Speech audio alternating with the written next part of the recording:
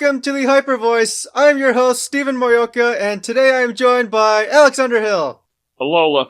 Alola, and Happy New Year to you. We're finally in 2017. Happy New Year, Stephen. We're still going. Surprisingly, I gotta add. Yeah, but it's been a lot of fun, and I'm looking forward to talking more about VGC 2017. It's been really exciting so far. Yeah, we're about a month and a half underway into the season, and lots of exciting things have happened. I'm sure lots more to come, and we just had a big regional happen this past weekend, and pretty nice turnout, pretty cool results to see. Lots of interesting things and unique things in the top cut teams there. But first off, I wanted to ask you, how are you liking the format so far? I really do love it. I've been playing quite a bit of it. I played at a Premier Challenge. I think that's I played at 2 Premier Challenges so far, and I've really enjoyed both the events that I've gone to. Even like doing poorly in the format, I feel like is still just a lot of fun because when you're doing really bad, like in last year's format, it felt like it ended so quickly. But this year, the matches last longer, and it feels like I'm really like fighting to the end. And so that's a really cool aspect of the matches this year. And you mentioned that it's the beginning of the new year, and it's kind of fun that we've already had a couple of major tournaments. We've had 2 regionals and a international, whereas normally we would only be a couple days into this brand new format. While we might have been able to play it beforehand because we knew the rules, typically in past years we start on January 1st. And so it's really different that we've already had several big events, and we've got more coming up kind of quickly. Typically, we would have all of our, at least for us in the U.S., the regionals coming up in like February. And so I was thinking back to that and how different it is. There's another regional, I believe, on the 14th in Georgia, and that's just so different. And I think it's really cool that we're going to have like big events happening all the time and so many different results to talk about. Yeah, there were a lot of factors that played into why we've had so many events so far. First off is just the structure of the circuit, how instead of regionals coming in groups during each season, so of autumn, winter, and spring respectively, we just have them staggered throughout different weekends throughout the entire year, and for the season for that matter.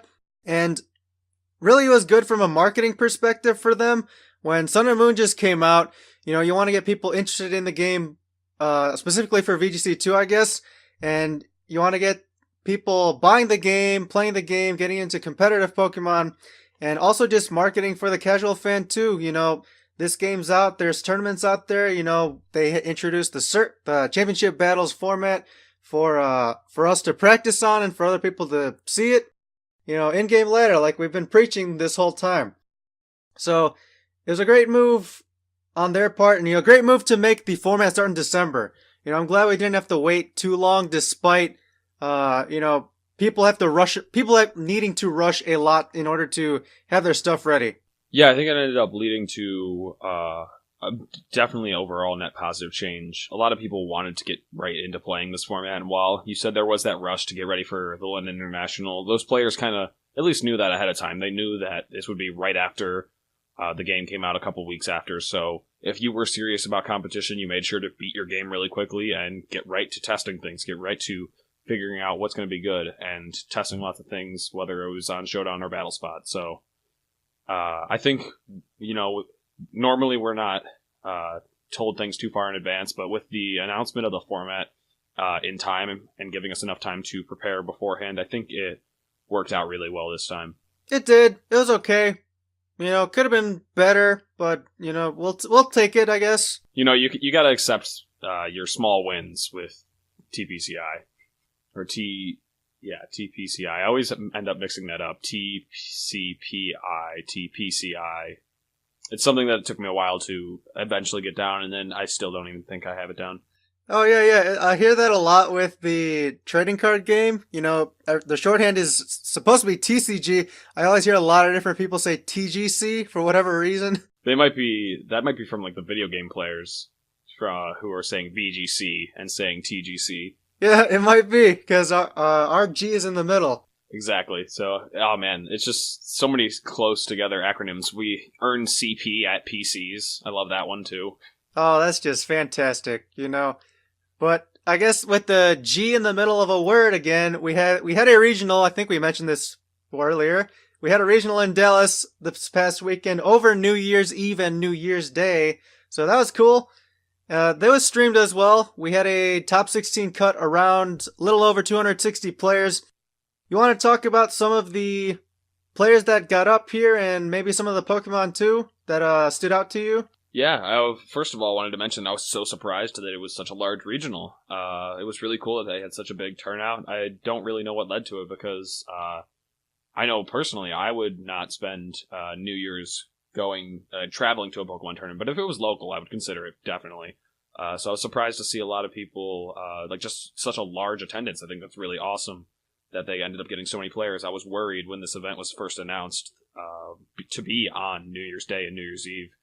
Or New Year's Eve, New Year's Day, and it actually worked out really well. They got a lot of players and enough for a top 16 cut, which we haven't seen in quite a while. I think we might have seen that at the end of 2016. Did we see that since Worlds? Have we seen a top 16 cut?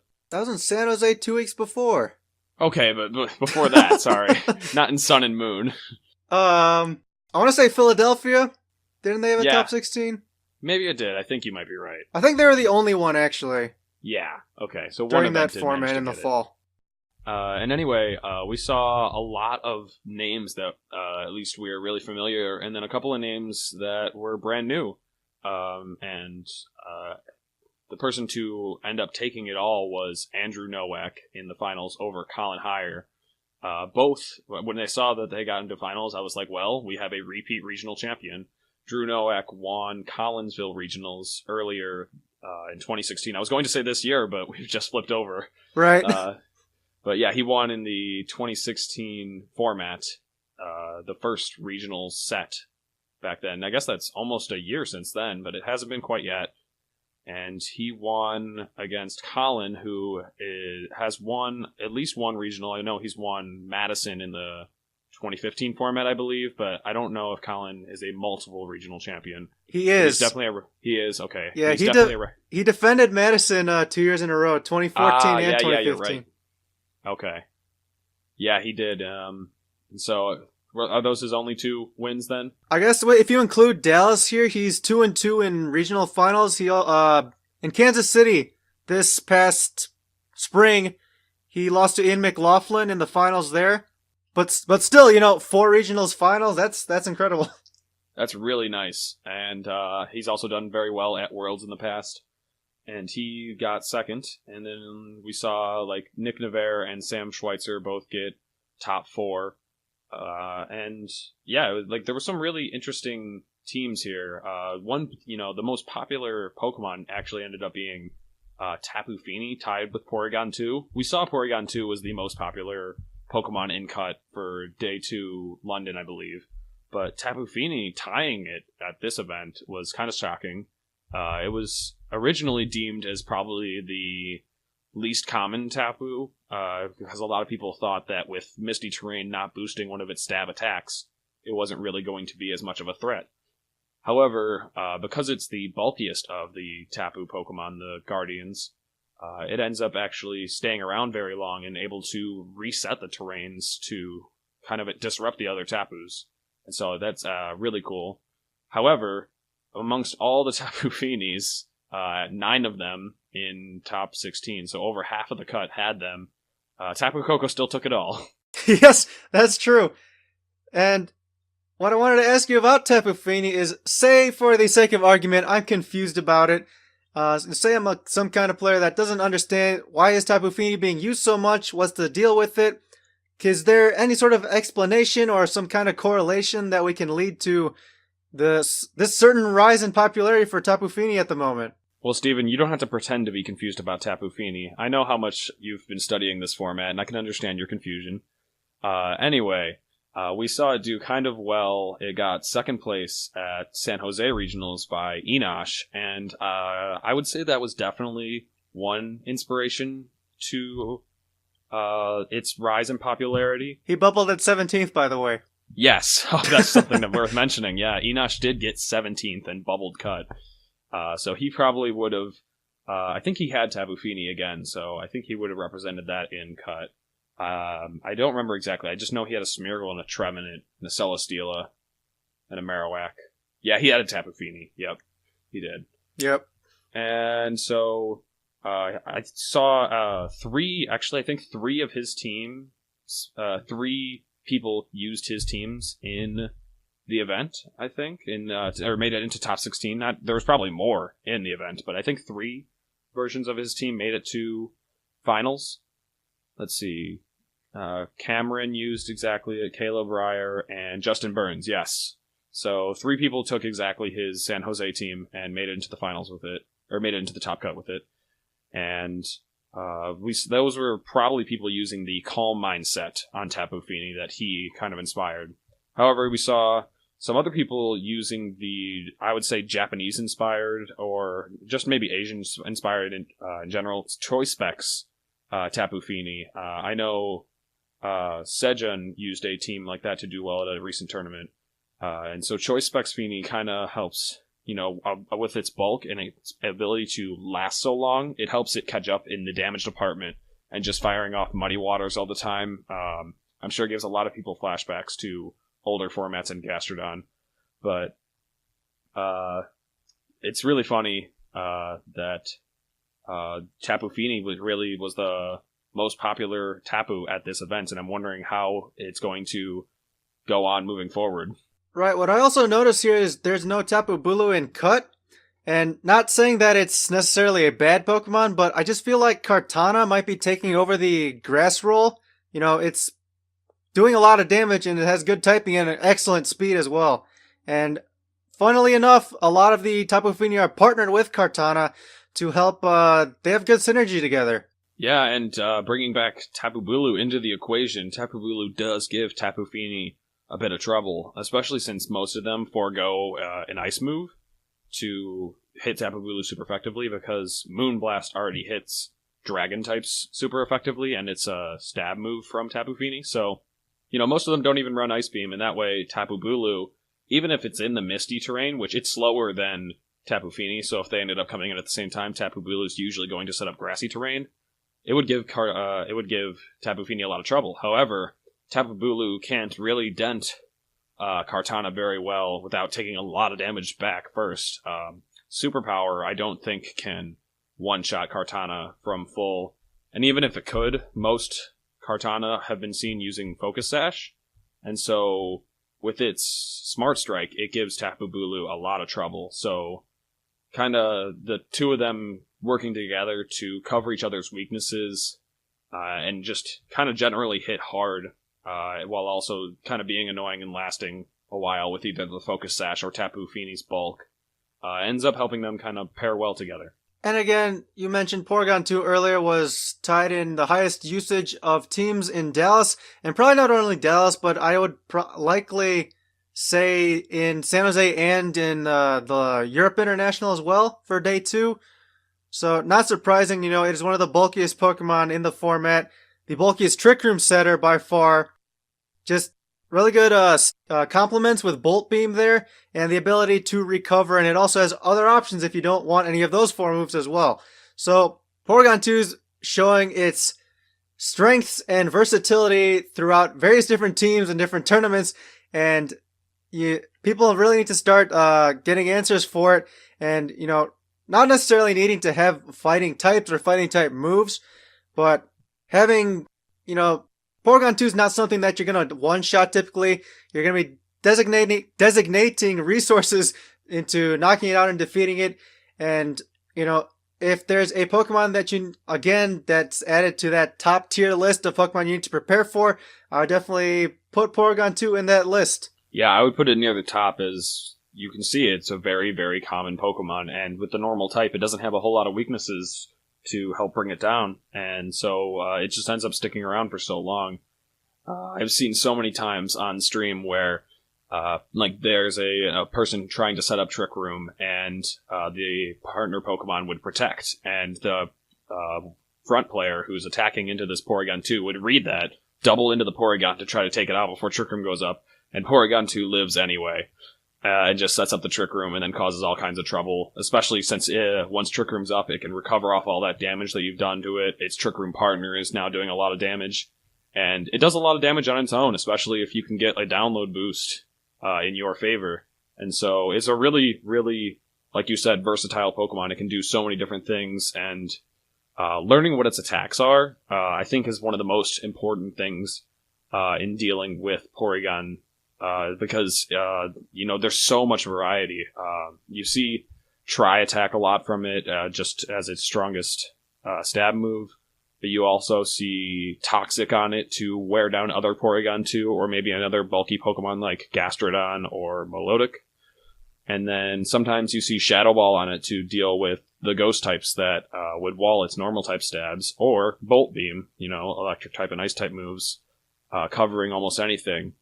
However, I thought this is just an interesting side note, but in past formats we've kind of looked at Bolt Beam as like really good coverage because it hits most things either neutrally or super effectively. However, there are two Pokemon that are kind of relatively common in this format who end up walling that, and I thought that was kind of cool. We've got Marowak and Magnezone, and both of them deal with Bolt Beam pretty well, so it's just kind of interesting to note.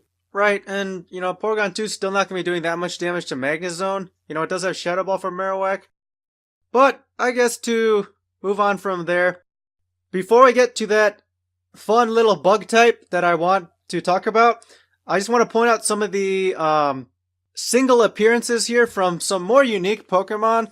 And so we have Giovanni Costa, finally getting Clefairy and Eevee into Top Cut in tandem together.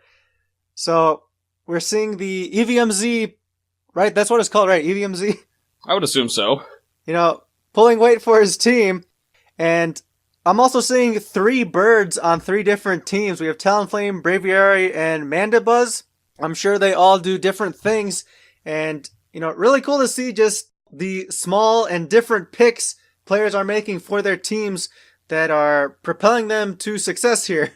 Yeah, and then another one that's worth mentioning, and I don't know if it's the bug type you're talking about, because there are, 2 bug types that are probably worth mentioning. Araquanid is a Pokemon that we're seeing kind of sporadically, but I imagine it's going to keep catching on because it's a very strong Trick Room Pokemon, and we saw it made it to finals and won at the last regional at San Jose, and it won this regional as well. So I imagine that Araquanid is going to keep rising, and I'm surprised we didn't see more of it here. Right, and I guess we forgot to mention that Drew Novak's team was one Pokemon different from Alex Gomez's in the Europe International. There was Drew had Mudsdale over Araquanid? No. Over Muck. Right, thank you. We've been over this, Steven. I know. Mudsdale over Muck. And so similar team composition, and really from that team you can just see a fast mode and then a slow mode pretty obviously. And otherwise good team synergy, complements well. Araquanid's pretty strong Pokemon. It's a Pokemon that's going to stay amazing ability. I still think there's room for entrainment here. Some entrainment tricks to go with him. Yeah, I was thinking about that too. Entrainment on it seems kind of fun. You got to pair it with another water type typically to get the most out of it. But as we saw at San Jose, Enosh paired his Araquanid with a Tapu Fini. And I imagine a Tapu Fini with Water Bubble would be very annoying to deal with. Oh gosh, wow. I mean, maybe, yeah, there's an option there. Who knows? And then, speaking of bug types, this might be the one you were referring to. We saw a Vikavolt make it into finals on Colin's team, as well as Sam using it and Alberto, but all using it to make it into cut. And Vikavolt's a really interesting Pokemon because we lost all of our favorite electric flying type Pokemon, except for maybe Oricorio's electric form. But I don't believe Oricorio learns any electric moves besides Revelation Dance, so you can't really use a old favorite strategy of Disquake that we saw a lot of people use with either like Rotom Wash or Zapdos or Thundurus alongside any ground type that could use Earthquake, because It was just a very nice strategy, especially early in formats, but we didn't really have that option as easily because the electric types in this format aren't in the air. However, Vikavolt is. Vikavolt has the levitate ability, learns discharge. It's just a lot slower. We saw people using a move to help deal with Vikavolt's slow speed. And I know Sam for sure was using this. He had String Shot on his Vikavolt, which I think is a really neat and interesting form of speed control. Yeah, String Shot's definitely not a move we don't commonly see used in VGC. I think it got a change to its mechanic now, how it reduces speed by 2 stages. Is that right? I honestly don't remember if it what the new mechanic would be for it, because it's not something you saw very often in doubles. I don't remember exactly how String Shot worked in doubles. I just remember how it worked on the first couple of routes when Weedle or Caterpie or whatever bug type was using it on me. Okay then. Well, I guess we'll need to review our updated mechanics here. But either way, interesting form of speed control. I guess Vikavolt doesn't have that many other things to do other than have an electric move and bug move and protect maybe. Yeah, I think it's kind of neat that, if you're running String Shot, you do have to kind of sacrifice using Thunderbolt and Discharge, which I think a lot of electric types do enjoy in this format, thanks to Marowak and, partner ground type Pokemon like Mudsdale or Garchomp, or Alolan Marowak as well. But String Shot's nice on teams to help kind of get the speed control, and while I don't know exactly what it did in previous years, I do know now that String Shot hits both opponents' Pokemon and lowers their speed by 2 stages, so in a way, it's kind of like a mini Tailwind. It is. And, just pointing out some other things here is, I imagine under Trick Room, Vikavolt is a nice answer for a Rockwanid, which, that's picking up popularity, so if you are using that electric move, bam, that's gonna hurt. I think Vikavolt has a 145 special attack stat, and, it has that for its base stat, and that's gonna hurt. Well, Steven, while you were correct about Vikavolt's special attack stat, the speed stat is something that you were a little bit off on, because Vikavolt does have a 43 base speed, and if you know what a Rockwanid's base speed, you would know it is 1 lower than that. Oh, well, see, I have no idea. It was close. It's close, though.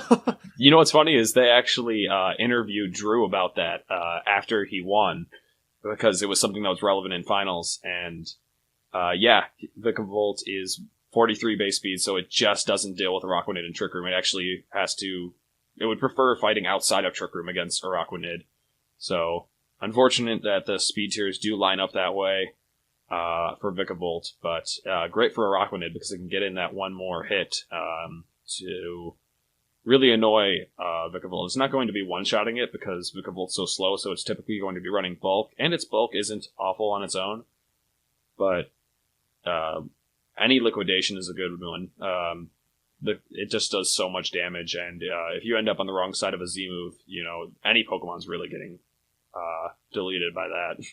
It's nice we're having more bug wars like in the past. We used to have Scizor versus Volcarona, I'd say, back in 2012 and 2013. Those were the big 2 bug types used in those formats.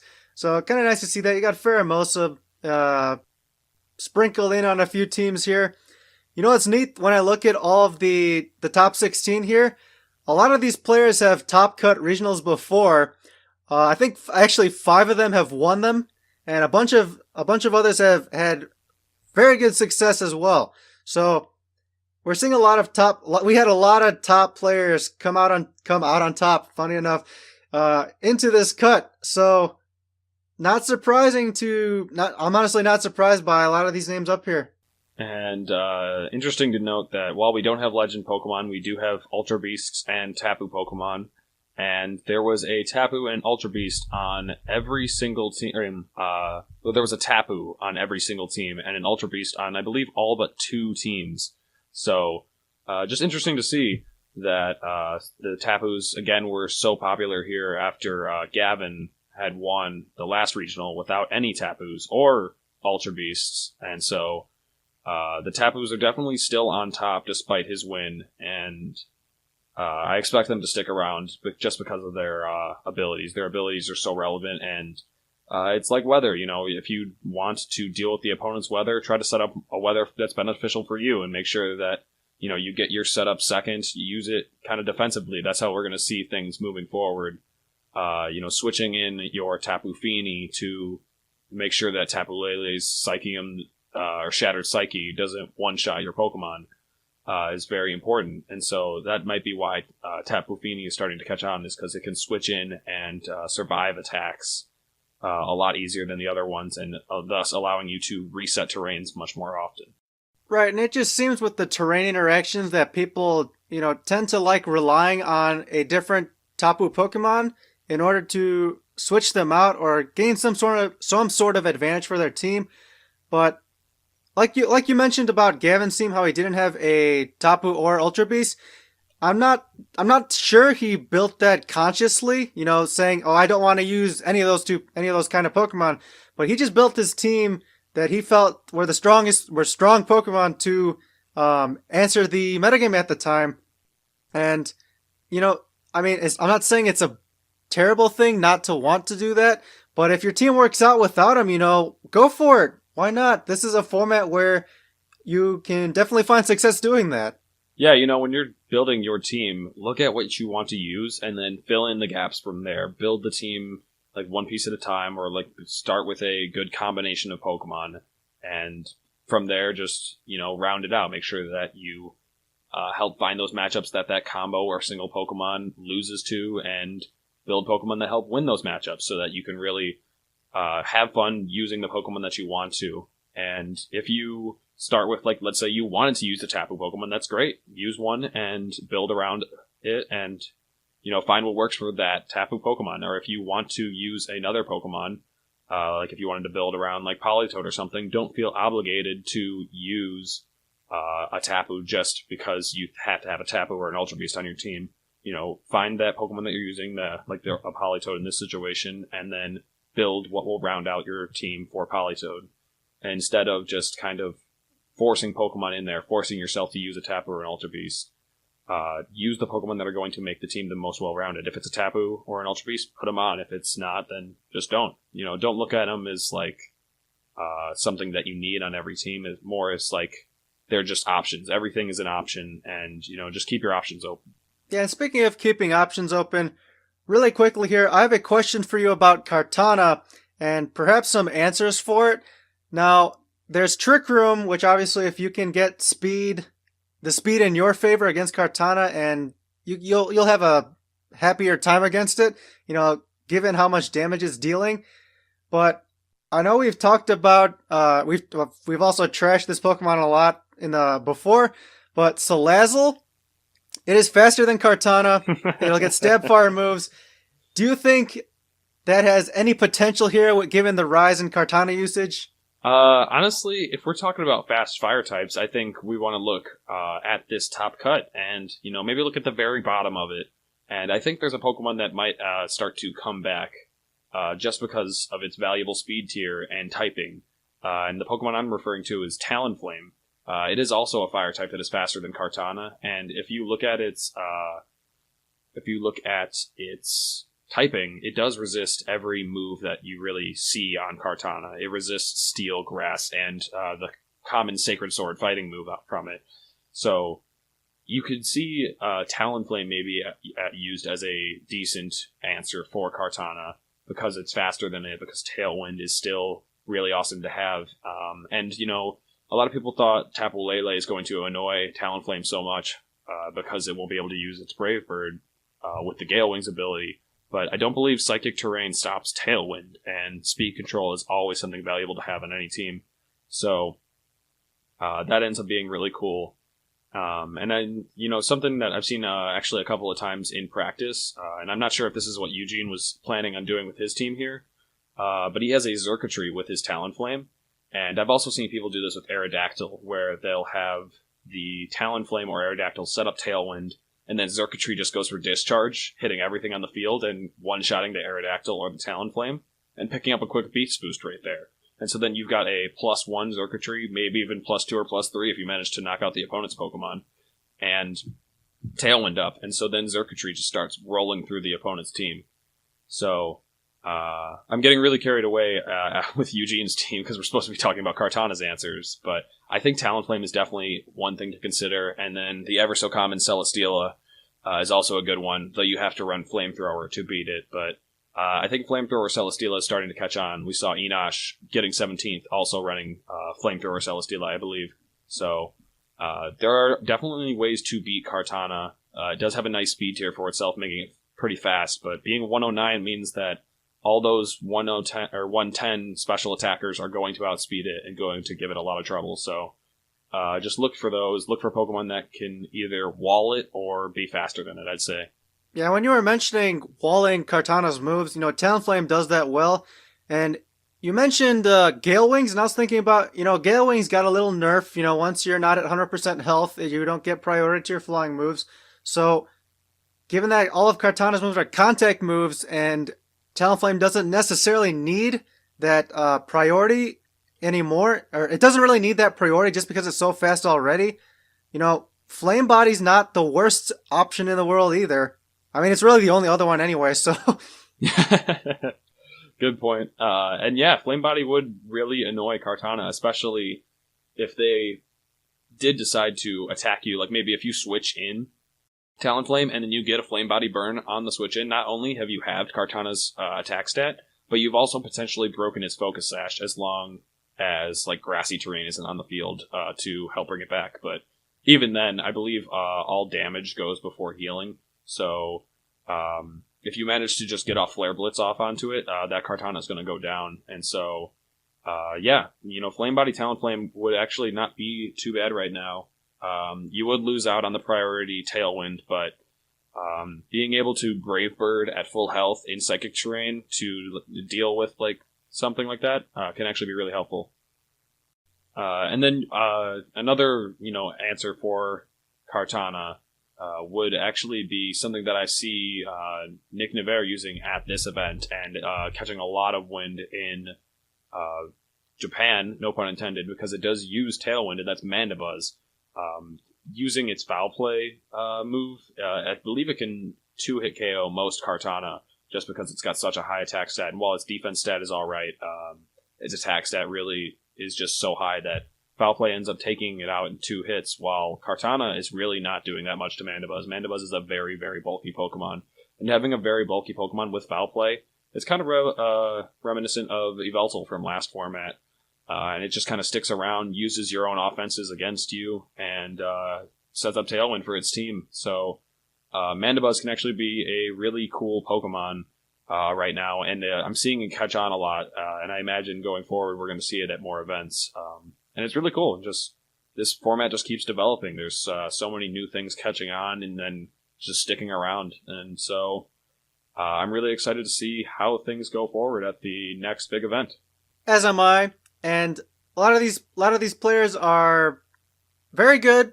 A lot of big names here. Expect to see them in future regionals cuts in the future. Expect to see many of them have success at nationals and likely worlds down the road. And I think that will do it for this time.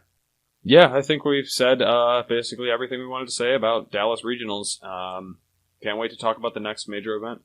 Yeah, we got lots of Pokemon stuff coming up. And that will do it for us here. You guys can find our show, The Hyper Voice, on iTunes. You can leave us a review there.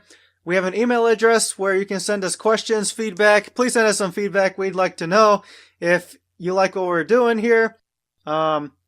Otherwise, the email is vgchypervoice@gmail.com. We'd like to know your thoughts, so send us an email. That'd be cool. If not, that's great too. Lastly, we're both on Twitter. Alex, people can follow you at Lexicon VGC, and I'm at Super Morioka. Hope you guys are enjoying the new year. Hope you're having a great new year. Happy New Year to you, and good luck in your competitive Pokemon this season, the rest of this year. This looks like a great year for Pokemon. 2017 looks very promising. All right. Well, that'll do it for us. See you later. See you next time, guys. Alola. Alola!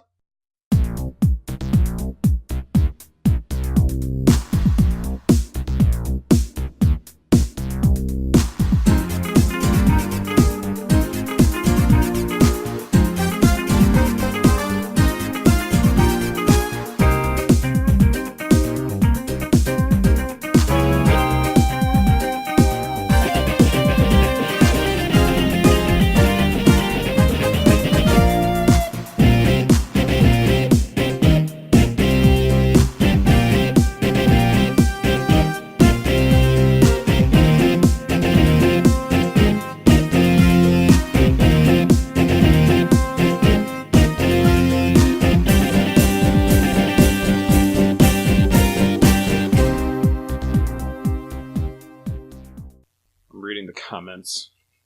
Oh, yeah?